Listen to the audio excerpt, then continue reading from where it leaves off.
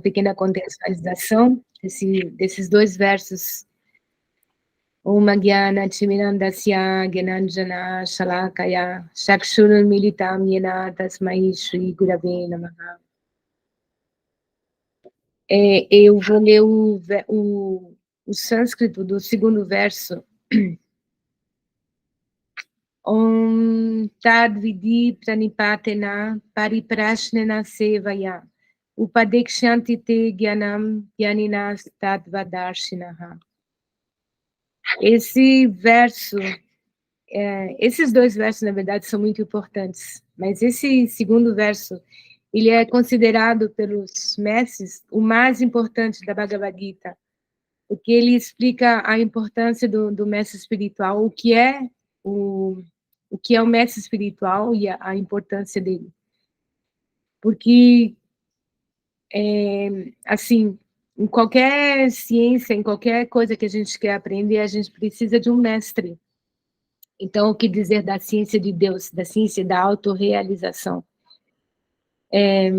Assim, pretender se autorrealizar, se iluminar, se liberar, fazendo isso sozinho é uma grande pretensão, porque imagina você pretender ser um médico cirurgião, fazer o caminho sozinho, é uma grande ilusão. Então, assim, os Vedas, né, a cultura védica, ela considera o mestre espiritual como, assim, o princípio mais importante na vida de um ser. E na cultura védica, a vida, né, segundo os Vedas, a vida na forma humana, ela é considerada, assim, a importância da vida humana é para a autorrealização, para a liberação do samsara e atingir a nossa meta última, que é a transcendência, né? Alcançar o Supremo. Então, o mestre espiritual, aqui está explicando nesse verso quais são as qualidades, as condições para que um ser seja o mestre espiritual e como aproximar-se dele de uma forma autêntica. Então, aqui diz assim: tente aprender a verdade, aproximando-se de um mestre espiritual. Na senda da védica, um verdadeiro mestre espiritual, ele tem que vir numa sucessão discipular de mestres autênticos. O primeiro mestre espiritual é o Senhor Supremo, e todos os outros que são na linha de uma sucessão discipular autêntica, vai ser o mestre autêntico. É como se você tem uma lâmpada original, uma vela, por exemplo, original, e você vai acendendo outras velas, pegando a luz dessa velinha. Então, o mestre espiritual, ele tem que vir numa sucessão discipular autêntico, senão é um falso mestre espiritual. E a forma de, assim, as características para reconhecer o mestre espiritual autêntico é que, primeiro, que ele tem que ter um conhecimento completo da ciência da autorrealização. Ele deve ser capaz de tirar todas as dúvidas de seu aprendiz, de seu aluno, todas as dúvidas, por isso que o primeiro dos mantras akáshicos é Om Gyana Timirandasya Gyananjana Shalakaya Chakshurun Militam Yena Tasmai Shri Gurave Namaha. O mestre espiritual, ele abriu os meus olhos com a luz da tocha do conhecimento védico, do conhecimento realizado. Então, ele deve ter um conhecimento que é capaz de nos iluminar com o conhecimento verdadeiro, né, que é nos ver como realmente nós somos. E a segunda, assim, condição é que ele deve mostrar o exemplo, ele não deve só falar, mas na sua vida ele deve mostrar o exemplo do que ele está ensinando, né? Isso é a prova também de um mestre autêntico. E aqui nesse verso, então, está explicando como a gente deve aproximar o mestre espiritual autêntico, né? O guia, o orientador autêntico. Faça-lhe perguntas com submissão e preste-lhe serviços. Submissão quer dizer respeito. né? Respeito a esse ser que está nos guiando com amor, porque aí não tem dinheiro envolvido. A outra condição é que o mestre espiritual autêntico, ele jamais vai pedir dinheiro para o seu aprendiz, para o seu discípulo. Ele faz isso com amor, porque ele quer resgatar essa alma da ignorância, da ilusão, né, do ciclo do samsara. Então, nesse caso, submissão seria respeito, né, com gratidão. Isso não significa seguir um mestre de forma, como é que diz, cega, nunca na vida, justamente ao contrário. O caminho, você só pode se autorrealizar, se liberar, quando você compreende profundamente, né? Você adquire esse conhecimento de forma profunda. Então, você tem que perguntar, tem que questionar. O mestre espiritual, ele é para isso, para esse fim, para ser questionado.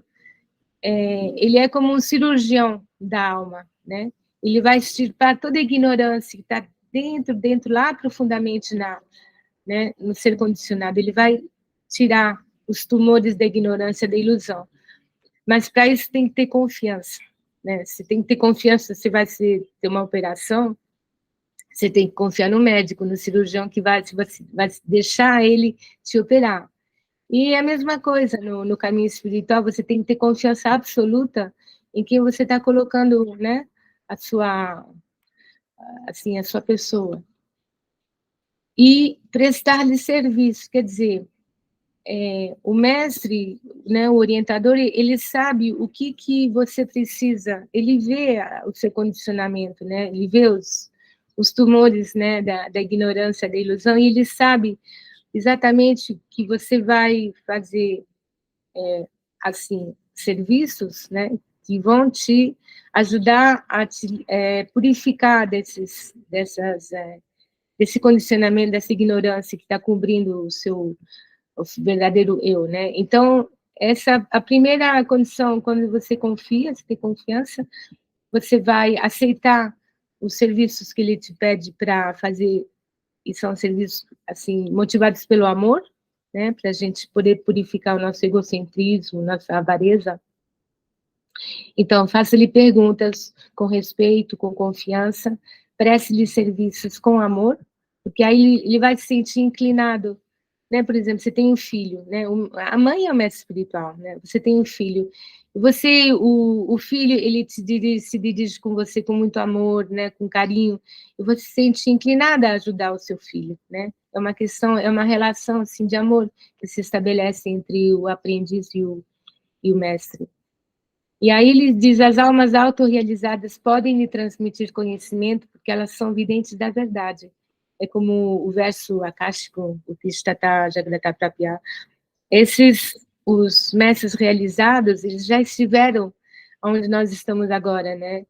Eles já estiveram na densa floresta da ignorância, da ilusão, mas eles fizeram o caminho, seguindo os mestres deles, né? Por isso que diz, é uma sucessão discipular. E eles conseguiram sair com a ajuda da corda que o mestre lhes joga, né, para tirar ele dessa floresta de ignorância, e ele se estabeleceu no conhecimento realizado, na transcendência. Então, o mestre espiritual, ele pode te liberar porque ele mesmo fez o caminho, né? Então, essas são as condições para que o mestre, um guia, ele seja autêntico, e o discípulo também tem o direito de testar o seu mestre, né?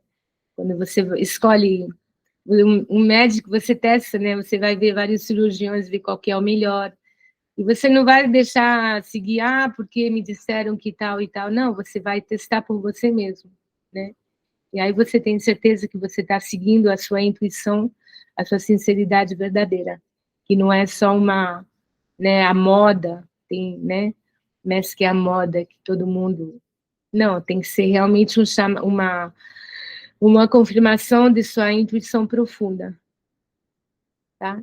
Eu só vou ler mais uma vez esse verso que é importantíssimo da Bhagavad Gita, o capítulo 4, é o verso 34. Tente aprender a verdade aproximando-se de um mestre espiritual. Faça-lhe perguntas com respeito e preste-lhe serviço. As almas autorrealizadas podem lhe transmitir conhecimento porque elas são videntes da verdade. Hare Krishna, Krishna Krishna, Hare Hare. Hare Rama, Rama Rama, Hare Hare.